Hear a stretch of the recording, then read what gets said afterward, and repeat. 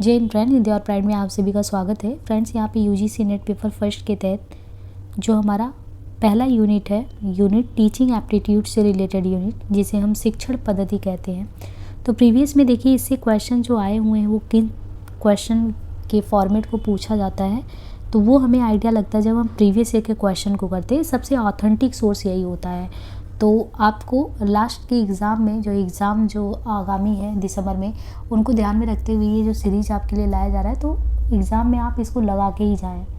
ठीक है, तो यहाँ पे देखिए जैसे ये क्वेश्चन है कि what is the name for the technique which uses image that are often more evocative than words and more precise and potent in triggering a wide range of association and thinking.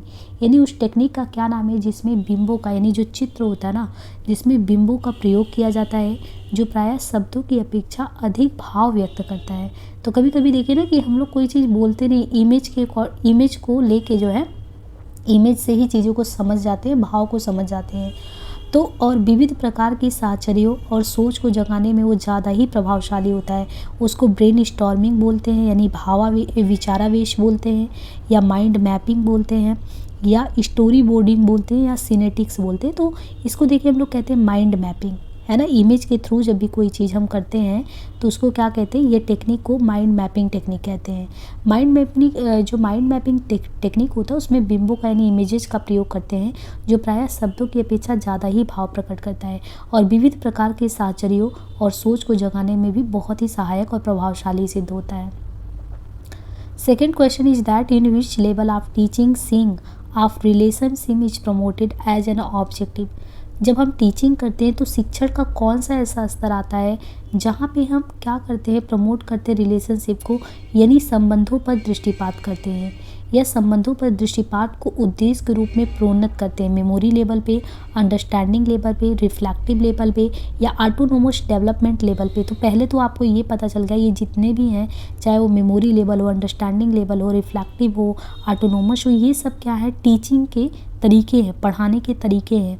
और उसमें भी अगर आप देखिए जो अवबोध का स्तर, understanding level क्या होता है, हम लोगों को समझने का प्रयास करते हैं, है ना। कुछ चीज़ें होती हैं जैसे आप जब बहुत छोटे होते हैं तो बच्चों को इमेजेस के थ्रू और ड्रा करके बिल्कुल वैसे पढ़ाना है, और बच्चे बड़े होते जाते हैं तो एक समय आता है कि अंडरस्टैंडिंग का लेवल आ जाता है।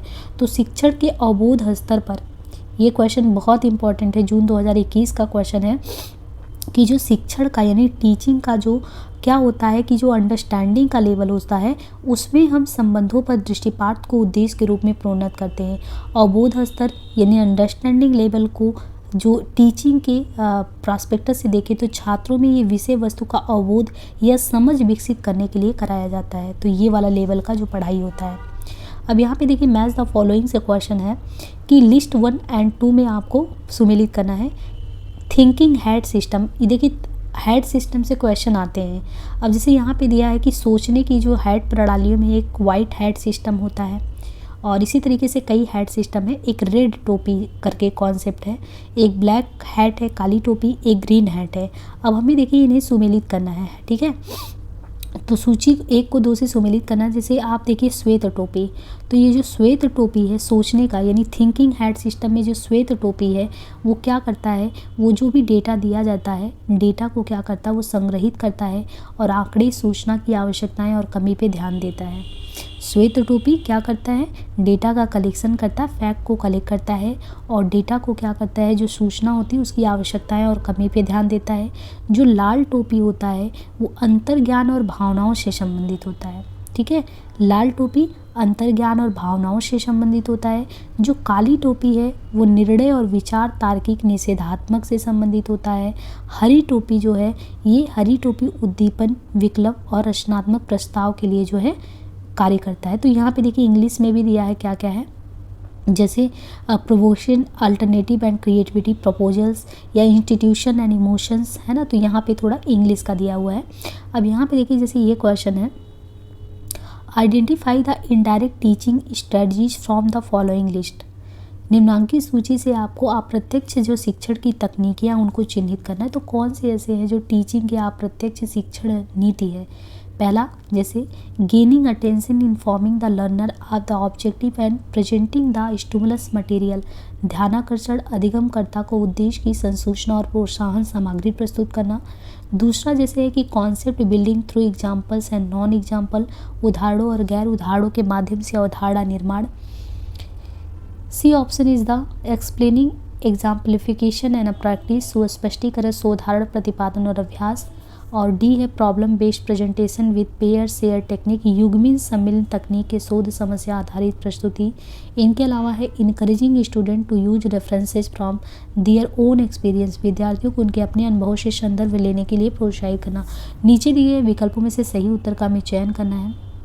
तो यहाँ पे देखें हमें सही उत्तर का चयन करना है ना, तो ये देखिए अप्रत्यक्ष शिक्षण कार्यनीतियाँ अधोलिखित है, उदाहरणों और गैर उदाहरणों के माध्यम से अवधारणा का निर्माण करना, युग्मन सम्मिलित तकनीक के साथ साम्य आधारित प्रस्तुति, विद्यार्थियों को उनके अपने अनुभव से संदर्भ लेने के लिए प्रोत्साहित करना। Which level of teaching is also designated as a exploratory understanding, अधिगम का जो ये लर्निंग का प्रोसेस है उसमें कौन सा ऐसा लेबल है जिसको समन्वेशी अवबोध कहते हैं। समन्वेशी, समझने वाली बात है, ये इंग्लिश में भी क्वेश्चन आ सकता है कि जो एक्सप्लोरेटरी अंडरस्टैंडिंग है वो कौन सा लेवल है टीचिंग में। तो ये देखिए इसको कहते हैं कि समन्वेशी अवबोध हिंदी में कहते हैं, एक्सप्लोरेटरी हिंदी इंग्लिश में कहते हैं। और ये है रिफ्लेक्टिव लेवल यानी विमर्शी चिंतन, जब हम बातचीत में विचार विमर्श शेयर करते हैं तो ये जो पढ़ाने का तरीका है टीचिंग मेथड, ये एक ऐसा मेथड है जिसमें मानसिक प्रक्रिया पे काम होता है, जिसमें अधिगम धारणा प्रसंस्करण के क्रम में महत्वपूर्ण बिंदुओं को दर्ज किया जाता है। अवबोध स्तर का शिक्षण, अवबोध स्तर का शिक्षण, इस प्रकार के शिक्षण का प्रयोग किसी वस्तु की पहचान या उसकी प्रकृति को समझने में किया जाता है। साथ ही एग्जाम्पल को गैर एग्जाम्पल से अलग करने की समझ भी विकसित होती है। विमर्शी स्तर का शिक्षण, विमर्श एक मानसिक प्रक्रिया होती है, अतः इस शिक्षण के तहत विविध बिंदुओं का आलोचनात्मक विश्लेषण करने व उन पर विचार देने की समझ विकसित होती है। इस प्रकार का शिक्षण समस्या का समाधान प्रस्तुत करता है, इसे समावेशी अवबोध भी कहते हैं। यहाँ समझना है कि which theory of learning support reflective level of teaching, अधिगम का कौन सा ऐसा तरीका है जो शिक्षण के मननात्मक स्तर का समर्थन करता है। मननात्मक समझना है आपको, रिफ्लेक्टिव लेवल ऑफ टीचिंग को कौन सपोर्ट करता है, रिफ्लेक्टिव लेवल ऑफ टीचिंग को। तो इसमें देखिए ये है कॉग्निटिव फील्ड थियरी, संज्ञानात्मक जो शिक्षण का क्षेत्र का सिद्धांत है, संज्ञानात्मक जो क्षेत्र सिद्धांत है वो शिक्षण के मननात्मक स्तर का समर्थन करता है। नीचे दो कथन दिए गए हैं। पहला है कि one of the basic principle of progressive view of teaching is that education should be life itself rather than a preparation for living, शिक्षण के प्रगामी यानी शिक्षण के प्रगामी प्रगतिशील दृष्टिकोण का एक मूलभूत सिद्धांत है कि शिक्षा केवल आजीविका की तैयारी नहीं होती है, अपितु यह अपने आप में ही एक क्या है कंप्लीट जो है आपकी लाइफ है। Statement second is that according to reconstructionism view of education that new social order must be genuinely democratic। तो हमें यहाँ समझना है शिक्षा के पुनर्निर्माणवादी विचारधारा के अनुसार नई सामाजिक व्यवस्था निश्चित रूप से प्रजातांत्रिक होनी चाहिए। तो दोनों विकल्पों में से हमें सही का यहाँ पे चयन करना है। तो देखिए प्रगतिशील शिक्षा दर्शन कहता है कि शिक्षकों को बच्चों को रख कर याद करने पर निर्भर करने बजाय सोचना सीखना सिखाना चाहिए। यह केवल जीविका की तैयारी नहीं होनी चाहिए, अपितु वह अपने आप में संपूर्ण जीवन होना चाहिए। ये कथन सही है।